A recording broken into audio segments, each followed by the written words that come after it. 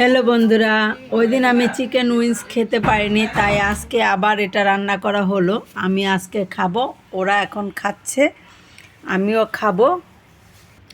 এই যে বন্ধুরা, আমি নিয়ে নিলাম আজকে চিকেন উইংস, কারণ ওই দিন আমি খেতে পারিনি, তাই আজকে খাবো। দেখি কেমন হয়েছে।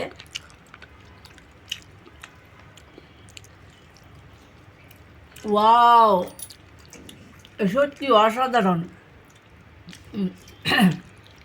কিন্তু জাল একটু বেশি, জাল আছে এখানে, মিষ্টি আছে, টক আছে, সব মিলিয়ে সত্যি অসাধারণ।